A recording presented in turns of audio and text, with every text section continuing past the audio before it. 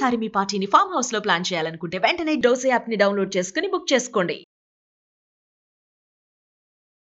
నమస్తే రమ్మగారు. నమస్తే జయ. రమ్మగారు, మనము ఇంతకు ముందు కొన్ని నోవెల్స్ చెప్పుకున్నామండి. మళ్ళీ మధ్యలో కొంచెం ఆగిపోయాము కంటెంట్లో పడి. ఏమన్నా స్టార్ట్ చేద్దామా మంచిది ఉంటే? మన ఎదన్పూడి సులోచనారాయణ గారి జాహ్నవి ఓ, ఇంట్రెస్టింగ్గా ఉంటుంది. ఇదంటే మరి ఇద్దరున్న సీరియల్గా వచ్చిందో లేదో నాకు జ్ఞాపకం లేదు, తెలీదు నాకు. 95లో ఒక ఎవరో ఫ్రెండ్ ఇంట్లో కనపడింది పుస్తకం. వాళ్ళ ఇంటి నుంచి తెచ్చేసుకున్నాను నేను. వాళ్ళ ఇంటి కూడా ఎవరో చుట్టాలు వచ్చిన ఆవిడే వదిలిపెట్టి వెళ్ళిందా, అదేలేండి. వదిలిపెట్టి వెళ్ళారు. 95, 96 నాకు గుర్తుండి అంబి పుట్టల, మా అబ్బాయి పుట్టక ముందే 96 ఫస్ట్ మొదటి రోజుల్లో అనుకుందాం. అన్నేళ్ల క్రితం తెచ్చాను. మరి ఆవిడ అప్పుడే రాశారా అనేది అయితే నాకు గుర్తులేదు. తర్వాత కాలంలో ఆ పుస్తకం ఎట్లా చేతులు మారేటో వెళ్ళిపోయింది. మళ్ళీ బుక్ ఫెయిర్లో మళ్ళీ కొనుక్కున్నాను నేను.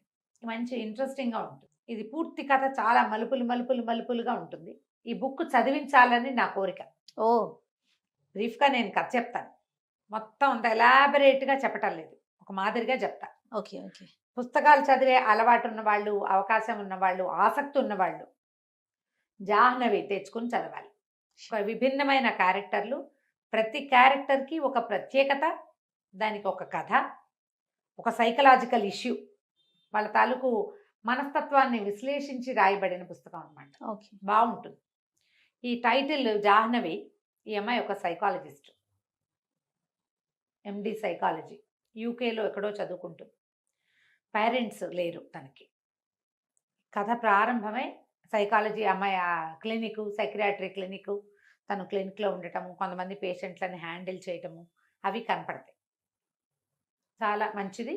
30 years లోపు, ఒక 27, 28 సంవత్సరాల అమ్మాయి అనుకో. అయితే ఒక బాబాయి పిన్ని ఉంటారు. అమ్మ నాన్న లేరు, తండ్రి అక్కడికో వెళ్ళిపోయి ఉంటారు. బహుశా తల్లిని కొంచెం పిచ్చిదిగా ముద్రపడి మరణిస్తుంది. అందువల్ల ఈ అమ్మాయికి సైకలాజికల్ ఇష్యూస్ మీద ఆసక్తి. ఎంబీబీఎస్ చదివాక సైకాలజీ తీసుకుంటుంది. బాబాయి పిన్ని పెంచుతారు. కొద్దిపాటి ఆస్తి ఏదో వస్తుంది వెనకాల తండ్రిది. వాళ్ళు ఎవరు, రంగనాథ గారు, వరమ్మ గారు భార్యాభర్త. వాళ్ళకి గోపి అని ఒక పిల్లవాడు ఉంటాడు. ఏదో యాక్సిడెంట్లో ఆ గోపి చనిపోతాడు. చనిపోయేసరికల్లా వీళ్ళు బాబాయి పిన్ని ఒంటరి వాళ్ళు అయిపోయారని యూకేలో సెటిల్ అవ్వాలని అనుకున్న అమ్మాయి వెనక్కి వచ్చి వీళ్ళతో పాటు ఉంటుందన్నమాట. ఒక క్లినిక్ అది పెట్టుకుంటుంది. వీళ్ళ ఫ్రెండ్స్ ఫ్యామిలీలోనే ఒక అరుణ్ అని ఒక కుర్రాడితోటి పెళ్లి సంబంధం కుదుర్చుకుంటారు. చిన్నప్పటి నుంచి ఆ గోపికి ఫ్రెండ్, వాళ్ళిద్దరూ కలిసి ఉంటారు. ఈ పిల్లని వీడికి చేస్తే ఆ పిల్లాడు మన ఇంట్లోనే ఉంటాడని ఇదని చూస్తారు. అతనికి ఏదో బిజినెస్ నడుస్తూ ఉంటుంది అరుణ్కి. ఈ అమ్మాయి చక్కగా అందంగా నాజుగ్గా బాగుంటుంది. అయితే వీళ్ళకి ఏమవుతుందంటే, ఈ రంగనాథం గారికి శివశంకర్ గారిని ఒక ఫ్రెండ్ ఉంటారు. ఆయన ఏదో చాలా ఇబ్బందుల్లో ఉన్నాడు, వాళ్ళ అబ్బాయికి చాలా పెద్ద జబ్బు చేసిందని ఫ్రెండ్స్ వాకింగ్లో ఎవరో చెప్తే వీళ్ళు వెళ్తారు వాళ్ళని చూసి రావడానికి. ఈ కుమారుడు ఈ గోపి చనిపోయినప్పుడు ఆయన స్నేహితుడు చాలా హెల్ప్ చేశాడు ఆయనకి. హెల్ప్ మరి వాళ్ళ అబ్బాయికి ఏదైనా ప్రాబ్లం వచ్చినప్పుడు వెళ్తారు చూడాలి కదా. చూడ్డానికి వెళ్తే ఆ రాజాని అమ్మాయి ఎప్పుడో చిన్నప్పుడు చూసింది కానీ అంతగా తెలీదు. ఇప్పుడు చూడ్డానికి వెళ్తే మంచానికి కట్టేసి ఉంటాడు అబ్బాయి. పిచ్చి. అదే, మంచం పొడుగుతా, సన్నగా పొడుగాటివాడు, పొడుగుతా ఉన్నాడు. చాలా అందమైన స్ఫురద్రూపైన కుర్రాడు. వాడి పేరు రాజా, అబ్బాయి పేరు. అతను నేను రాజాని కానంటాడు, నా పేరు రవి అంటాడు. తండ్రిని గుర్తుపట్టట్లా. ఆయనేమో పొగిలి ఏడుస్తాడు. విపరీతంగా దుఃఖం అనుభవిస్తున్నాడు తండ్రి. ఏం చెయ్యాలో తెలియదు. డాక్టర్ సైక్రియాటిస్ట్ ఒక ఆయన ఉన్నాడు, మామూలు డాక్టర్ ఉన్నాడు, నర్సు ఉంది. వీళ్ళింట్లో రాబర్ట్ అని ఒక డ్రైవరు, అక్కడి నుంచి సీనో ఎవడో ఒక పనివాడు, వంట చేసే ఆవిడ, ఇంతమంది ఉన్నారు. పెద్ద గ్రాండియర్ ఉన్న కుటుంబం. ఏం చేయాలో తెలియదు. లేక కలిగిన కుమారుడు ఆయనకి. సరే, ఈ జాహ్నవి ఈవిడ సైకాలజిస్ట్ కదా, కానీ సైకాలజిస్ట్ అని పరిచయం చేయకుండా ఫ్రెండ్ కూతురు అని పరిచయం చేస్తారు అతన్ని హ్యాండిల్ చేయడానికి. ఓకే. ఆ అమ్మాయి రోజు వస్తుంది ఇక్కడికి. మెల్లిగా ఆ కుర్రాడు ఈ అమ్మాయికి అలవాటు పడతాడు. అమ్మాయి రావడము, దాని ప్రెజెన్స్, దాని మాటలు, పిల్ల అందంగా ఉంది, మృదువుగా మాట్లాడుతుంది, పైగా పేషెంట్లను హ్యాండిల్ చేయడం వచ్చు కదా. అవును కదా. ఆ హ్యాండిలింగ్లో వీళ్ళిద్దరూ ఒకళ్ళకొకళ్ళు కొంచెం స్నేహం అవుతారు. అయితే ఏమవుతుంది, బయటికి తీసుకెళ్తానంటుంది ఒకరోజు. బయటికి తీసుకెళ్తానంటే సరే, అతను ఎట్లా చేస్తాడు, వాడికి డ్రైవింగ్ రాదు, డ్రైవింగ్ అబ్బాయికి వచ్చు, వీడు మతిపోయింది అబ్బాయికి, నేను అసలు రాజానే కానంటున్నాడు. ఏం చేసినా రాజాలాగా బిహేవ్ చేయటం అతను. రవి అని ఎవడో వేరే క్యారెక్టర్ లాగా చేస్తాడు. విపరీతంగా చదువుతాడు. వాళ్ళకి చాలా పెద్ద లైబ్రరీ ఉంది. పుస్తకాలు చదవటం వల్ల ఇలా అతిగా అయిపోయాడు అనుకుంటారు. బయటికి తీసుకెళ్తుంది. కార్ డ్రైవింగ్ చూస్తే ఆశ్చర్యపోతారు. వాడికి ఎంత చాకచక్యమైన డ్రైవింగ్. మతిపోయిన వాడికి అలా ఎలా వస్తుంది? ఒక పెట్రోల్ బంక్ దగ్గర ఒక కుర్రాడు కనపడతాడు. ఆ కుర్రాడు రవిబాబు ఫ్రెండ్ అని డ్రైవర్ చెప్తాడు. వీడు ఇతను చూడగానే గబుక్కుని దగ్గరకు వస్తాడు. అతను వచ్చేసరికల్లా అతను కావలించుకోపోతాడు. పటాపటా కొట్టేస్తాడు ఈ అబ్బాయి. ఏంటి అసహ్యంగా మీద పడి కావలించుకుంటే ఎవడరా నువ్వు అంటాడు. అనేసరికి అర్థం కాదు. వీళ్ళిద్దరు క్లోజ్ ఫ్రెండ్స్ అయినప్పుడు వీడు మతిపోయినా కూడా నాన్నని వాళ్ళని గుర్తుపట్టట్లేదు. ఓకే, ఫ్రెండ్ని కూడా గుర్తుపట్టట్లే వాడు. సరే ఇంటికి తీసుకొస్తుంది. ఈ అమ్మాయికి ఎందుకు అనుమానంగా ఉంటుందంటే అవతల వాడు ఆశ్చర్యపోవటము, ఇదేంటి వీడు ఇలా ఉన్నాడు అనే వాడి డైలాగు ఈ అమ్మాయికి విచిత్రంగా ఉంటుంది. కనుక్కోవడానికి వెళ్తుంది. వెళ్తే అతను చెప్తాడు, వీడు 100% రాజా కాదు.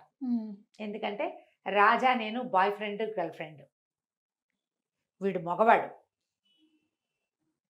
వీడు 100% రాజా కాదు. వేరే ఎవరో వ్యక్తి రాజా వేషంలో వీళ్ళ ఇంట్లో ఉన్నాడు. వాడు హోమో. ఈ కనపడుతున్న వాడు అలాంటి వాడు కాదు. అలా ఎలా మారిపోతారు? పోలికలు అవి ఉంటాయి, తత్వం మారదు కదా. ఈ అమ్మాయికి అనుమానంగా ఉంటుంది. ఇంతలో ఏదో ఒక కేసు ఒకటి బయటపడుతుంది. ఎంత ట్రై చేసినా ఈ అబ్బాయిని రాజాని చేయలేకపోతారు వీళ్ళు. కొద్ది రోజులకి ఈ కుర్రాడికి రాజాకి తెలిసిపోతుంది ఈ అమ్మాయి డాక్టర్ అని. తనని ఒప్పించడానికి ట్రై చేస్తున్నారని వచ్చి బాగా కొట్టేస్తాడు. నువ్వు డాక్టర్వి, నన్ను మోసం చేయబోయావు అంటే అప్పుడు అమ్మాయికి తెలుస్తుంది తన హోమో అని ఉన్నది కదా. వీడు ఆడపిల్లని కావలించుకుంటే వీడి బిహేవియర్లో తేడా వచ్చేసింది. వీడు అలాంటి వాడు కాదు, గ్యారంటీగా వీడు ఇంకొకడు.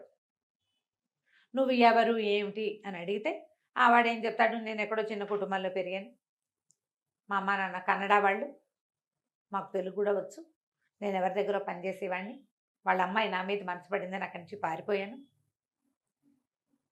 ఇక వాడికి ఒక స్పెషల్ స్టోరీ ఉంది. అదేలేండి. ఇప్పుడు ఇక్కడ స్టోరీ ఏంటి, శివశంకర్ గారు బాగా కోటీశ్వర్లు, వాళ్ళకి ఒకడే అబ్బాయి. వాడు ఏదో చదువుకున్నాడు, పుస్తకాలు చదువుకుంటాడు, ఫ్రెండ్స్తో కొంచెం తిరుగుతాడు, పెళ్ళి వద్దంటున్నాడు, పెళ్లి సంబంధాలు చూస్తే నాకు పెళ్ళి వద్దంటున్నాడు.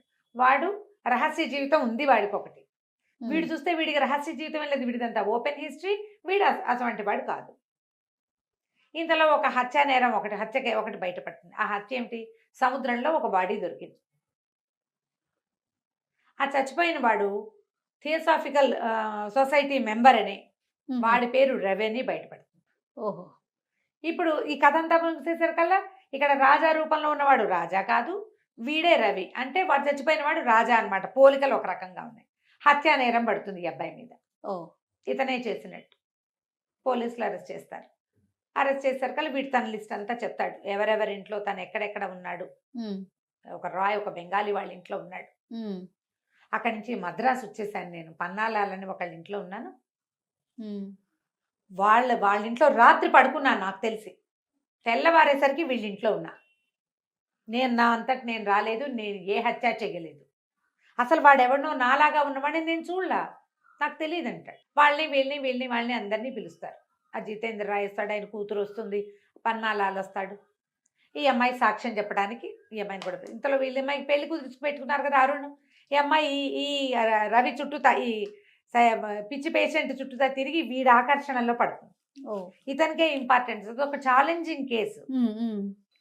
ఇద్దరు వేరు వ్యక్తులని తెలిసాక ఇంట్రెస్ట్ తగ్గినా కూడా అంత మటుకు వీడి చుట్టూతా తిరుగుతుంది. అదేలే. కానీ ఆ కుర్రాడి మీద ఆసక్తి ఏర్పడుతుంది. వాళ్ళతో ఒక సాన్నిహిత్యం ఏర్పడింది కదా. అతనికేమో ఈ అమ్మాయి పెళ్లి కాదనేలాగా ఉందని ఇష్టం వచ్చేస్తుంది. కొట్టుకుంటూ ఉంటారు, పోట్లాడుకుంటూ ఉంటారు. పిన్ని బాబాయికి ఏమో ఎట్లాగైనా ఈ పిల్లని అరుణ్కే ఇచ్చి చేయాలని ఉంటుంది, తమ కొడుకు స్నేహితుడు కాబట్టి. ఈ అమ్మాయికి ఈ రాజా రవి ఇద్దరు క్యారెక్టర్లలో ఒకడున్నాడుగా, వాడి ఆసక్తి ఉంటుంది. సరే, మొత్తానికి పోలీస్ కేసు. ఈ అమ్మాయిని కోర్టుకి సాక్ష్యానికి పిలుస్తారు. పిలిచేసరికల్లా వీడికి పెద్దగా చదువుని వాడు కూడా కాదు రవి అన్నవాడు.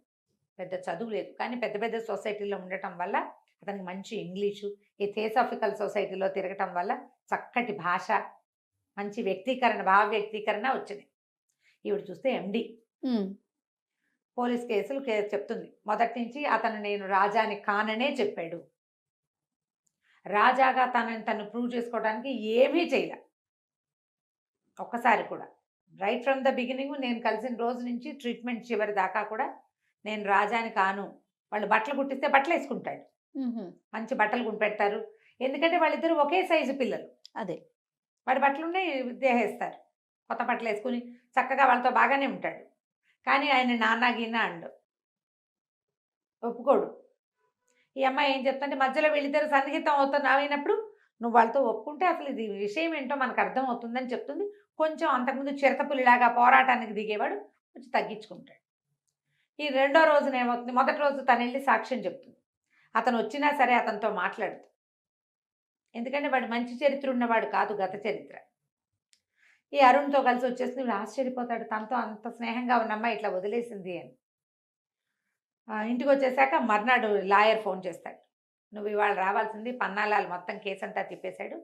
శివశంకరం గారి దగ్గర ఉన్న రాబర్ట్ అనే డ్రైవర్ ఉన్నాడు కదా, అతను ఇందులో ఇన్వాల్వ్ అయి ఉన్నాడు. అతను సాక్ష్యం ఏం చెప్పాడంటే, పన్నాలాలు చెప్పాడు ముందు, మా ఇంటికి వచ్చాడు రాబర్ట్ అనే ఒక అతను, మా అక్కయ్య కొడుకు అచ్చు ఇలాగే ఉంటాడని చెప్పాడు. మా ఇంట్లో ఉన్న రవిని చూసి ఆ రాజా ఫోటో కూడా చూపించాడు. వాళ్ళే ఏదో చేసి ఉంటారు, ఇప్పుడు రాబర్ట్ ఎవరు అని వెతికి ఆ రాబర్ట్ ఫోటో చూపిస్తే వీడే మా ఇంటికి వచ్చిన వాడు అని గుర్తుపట్టాడు. ఆ రాబర్ట్ని పట్టుకుంటే రాబర్ట్ ఏం చేశాడంటే, నాగరాజు అని ఒకడున్నాడు, మేమిద్దరం కలిసే వీళ్ళిద్దరు ఈ కుర్రాడు ఆ వాడు కలిసి మా బాబుగారు అబ్బాయిని చంపేశారని చెప్పాడు. వీడి చుట్టూతా ఇంకా బిగిసిపోయింది. వీడు ఇప్పుడు ఒక కోటీశ్వర్ల ఇంట్లో చేరాడు, ఇష్టం ఉండో లేకో. అక్కడ ఉండాల్సిన అబ్బాయి చచ్చిపోయాడు అంటే వీడే చంపేసి ఉండొచ్చు అనే అనుకుంటారు కదా. ఎన్ని మలుపులు తిరుగుతుందో జయ. ప్రతి చోట ఒక బలమైన క్యారెక్టర్ ఉన్న కుర్రాడిని చూపించడానికి ఎంత బాగా ట్రై చేస్తారు.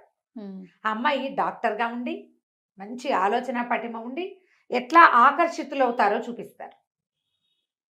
చాలా వివరంగా భలే బ్రహ్మాండంగా ఉంటుంది కథ. నేను చకచకా చెప్పేస్తాను. అవును. అయితే కథ చదువుతుంటే ఒకసారి చదివితే మాత్రం బాగా అర్థం కాదు, రెండోసారి చదవాలి. అంత బాగుంటుంది, బాగా పట్టుగా కూడా రాస్తారు.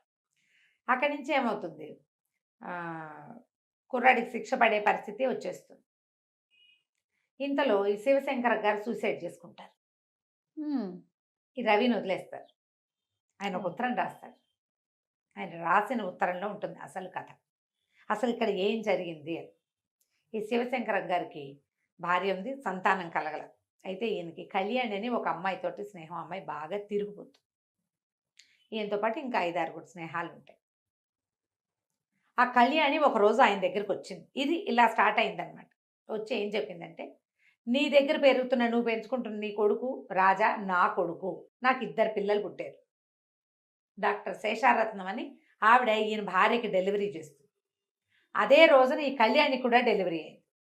నీ భార్యకి వికృతి శిశువు పుట్టింది, ఆడపిల్ల, దాన్ని పారేశారు వాళ్ళు. పిల్లలు అప్పటికే 4 కాన్పుల్లో పిల్లలు పోగొట్టుకుని ఉంది, నీ భార్య చచ్చిపోతుందని నాకు పుట్టిన ట్విన్స్లో ఒక పిల్లవాడిని నీ భార్యకి అప్పచెప్పింది శేషారత్నం. ఓహో, ఈయనేమో ఈ శేషారత్నం ఈ డెలివరీ సరిగ్గా చేయండి, మిమ్మల్ని అమెరికా పంపిస్తానని చెప్పాడు ఈయన. పిల్ల చచ్చిపోయిందంటే ఈయన డబ్బులు ఇవ్వడు కదా, అదే. అందుకని ఆవిడ ఏం చేసింది, 2 మగ పిల్లల్లో ఒక పిల్లాన్ని అక్కడ పెట్టింది. ఇక్కడ పెట్టాను. రవి నా దగ్గర 5 ఏళ్ళు వచ్చేదాకా నాతోటే ఉన్నాడు. తర్వాత నన్ను నాయర్ అని ఒక ఫ్రెండ్ పిలిచాడు, నేను వాడితో వెళ్ళిపోయా. ఈ పిల్లాన్ని ఒక కన్నడ ఫ్యామిలీకి అప్పచెప్పాను. వాడు ఎక్కడున్నాడో నాకు తెలీదు. నాకు ఇప్పుడు 20 ఏళ్ళు జైల్లో ఉన్నాను నేను. వాడు ఒక హత్యానేరంలో ఇరుక్కుని వాడి వల్ల నేను కూడా ఇరుక్కుపోయా. నేను నా కొడుకు దగ్గర ఉండడానికి వచ్చాను. ఈ పిల్లాడు నా కొడుకు. ట్విన్స్ని ఎత్తుకుని ఉన్న ఫోటోలు, శేషారత్నం గారు రాసిన ఉత్తరము అన్నీ ఉన్నాయి అందులో. అది చూసేసరికల్లా అంతకుముందు ఈ కళ్యాణి తనని పెళ్లి చేసుకోమని ఈయన్ని 2వ పెళ్లి చేసుకో, నీకు పిల్లల్ని కంటానని అడిగితే మీ నాన్న తాగబోతూ మీ అమ్మ తిరుగుబోతూ అని ఎక్కిరిచ్చాడు ఈయన. స్నేహానికే కానీ నువ్వు నాకు ఇంకెందుకు పనికిరావు, నేను పెళ్లి చేసుకున్నాను అని. అందుకని ఈ అమ్మాయి ఏం చేసింది, ఈ కళ్యాణి ఈ పిల్లలిద్దరూ నా పిల్లలు అనేసరికల్లా ఈయనకు అసహ్యం పుట్టేసింది. పైగా తండ్రి ఎవరు అని అడిగితే వాడెవడో తిరిగిపోతూ తాగుబోతూ ఎలాగో 2 పిల్లలు కడుపున పడ్డారు అంతేనని చెప్పింది. ఈయనకి ఎంత చీదర పుట్టేసిందంటే, ఇన్నాళ్ళు అది ఎవరితో తిరిగిపోతూ దాని కొడుకుని పెంచానా నేను, పైగా నా కర్మకి వాడేమో హోమో అయ్యాడు. కళ్యాణి పిల్లాడు అవ్వటం వల్ల కదా వీడికి ఈ లక్షణం వచ్చింది. ఎలాగైనా వాడిని వదిలించేసుకోవాలనుకున్నాను నేను. వాడిని నాతో ఉంచుకోదలుచుకోలే. వాడు చాలా ప్రేమగా ఉండేవాడు. తండ్రి కొడుకు అసలు పక్క పక్కన ఆనుకుని పడుకునేంత స్నేహం. కానీ ఆయనకి చివర్లో ఆ కొడుకంటే రోతొచ్చేస్తుంది. ఎందుకంటే ఆ పిల్లాడు నా పిల్లాడు కాదు, వాడి గుణము మంచిది కాదు. హోమ అంటే మరి ఆ రోజుల్లో యాక్సెప్టెన్సీ లేదు. ఇలాంటిది ఎందుకొచ్చింది వీడికి? ఉమ్. వంశం ముందుకెళ్ళదన్న బెంగ మొన్నటిదాకా ఉండేది. ఇప్పుడు అసలు ఆ కొడుకే నా కొడుకు కాదని కాదు నాకు కదా. తెలిసిపోయింది. ఉమ్. నేనేం చేయాలో నాకు తెలియలేదు. మద్రాసు వెళ్ళాం మేము. వాడు కూడా నాతో పాటు వచ్చాడు. మద్రాసు బీచ్‌లో నిన్ను చూసాం. ఈ రవికి రాస్తాడనమాట ఆయన ఉత్తరం. అదే పోలికల్లో ఉన్న కుర్రాడు కనపడేసరికి మేము మా వాడిని డిస్పోజ్ చేసేసి, వీడిని ఇది చేసి, వీడిని ఇరికించి ఈ పిల్లల నుంచి తప్పించేసుకోవాలనుకున్నాను నేను. కళ్యాణి పిల్లల నుంచి నా జీవితాన్ని పూర్తిగా విముక్తి చేసేసుకోవాలనుకున్నా. స్వయంగా నా చేతులతో నేనే రాజాని చంపేశాను. అయ్యయ్యో. ఉమ్. చంపేశారు.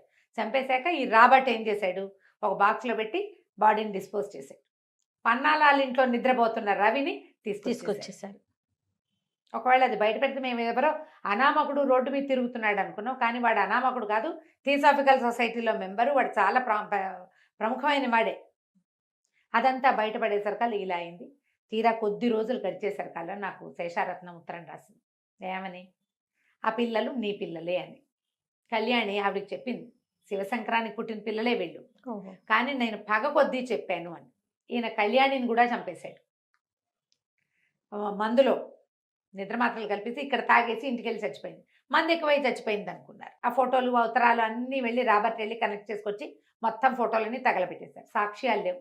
నేను ఒక్కడనే సాక్ష్యం. నా చేత్తో నేను పెంచిన నా కన్న కొడుకుని నేనే చంపేశాను.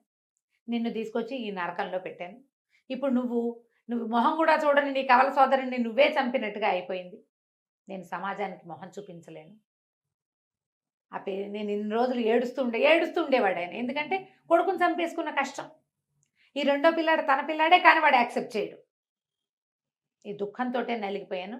ఇంకా ఈ శిక్ష నీకు వెయ్యను, నేనే చచ్చిపోతున్నానని ఆయన ఉత్తరం రాసి ఒకటి కాపీ టు జడ్జి గారికి ఒకటి పంపించి, పోలీస్ స్టేషన్ కూడా పంపించి, మూడో కాగితం కొడుకు పంపిస్తాడు.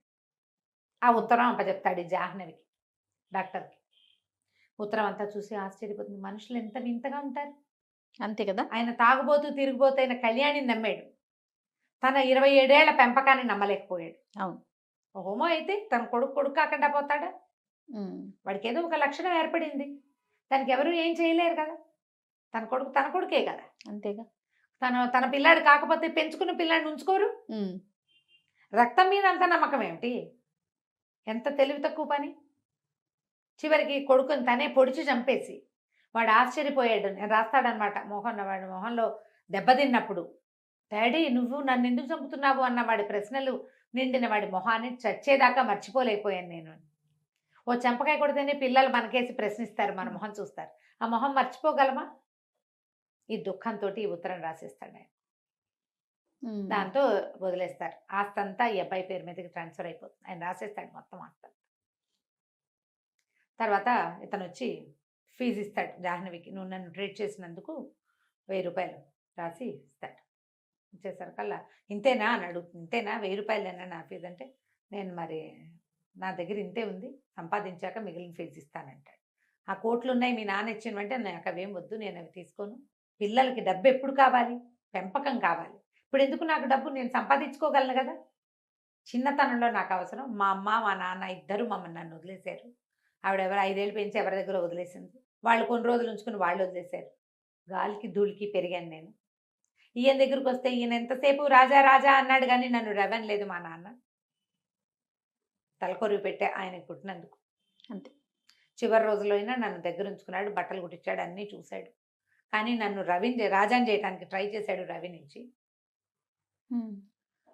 నువ్వు కూడా అమెరికా వెళ్తున్నావు కదా, కంగ్రాచులేషన్స్, అరుణ్ తోటి అమ్మాయి పెళ్ళి అనుకుంటాడు.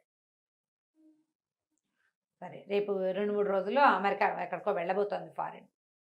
సరే అందరూ ఎయిర్పోర్ట్కి వెళ్తారు. చాలామంది వస్తారు ఈ అమ్మాయిని సీ ఆఫ్ చేయడానికి.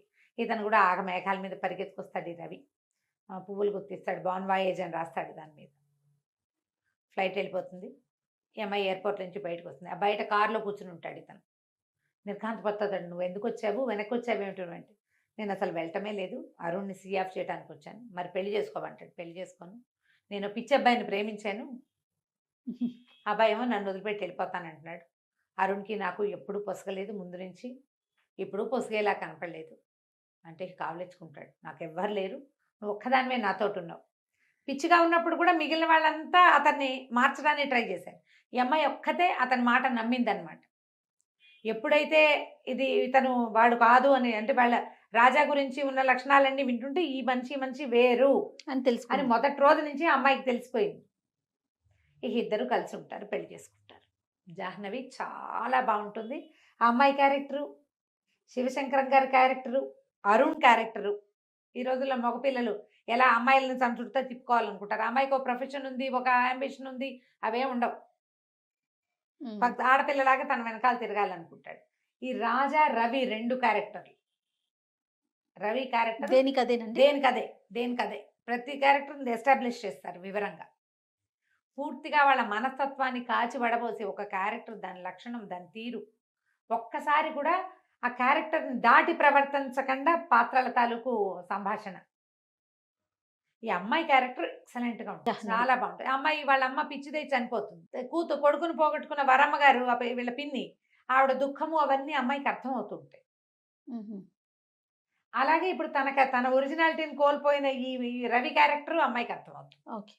తను ఎట్లా ట్రీట్ చేసింది ఇతన్ని, అతనితో ఎట్లా మాట్లాడి కన్విన్స్ చేసిందో. కొన్ని సంభాషణలు అయితే ఎక్సలెంట్గా ఉంటాయి. కథ ఇంతే. దొరికితే పుస్తకం కొనుక్కొని చదవండి. ఈ జాహ్నవి తప్పకుండా రమ్మగారు. సూపర్గా ఉంటుంది. కథ కూడా ఇంత ఇంట్రెస్టింగ్గా ఉంది. అవును, అసలు ఈ తండ్రి చంపేసి ఉంటాడని ఊహించాం అసలు మనం. ట్విస్టుల మీద ట్విస్టులు. Twist. చాలా బాగుంది రమ్మగారు. నమస్తే. నమస్తే.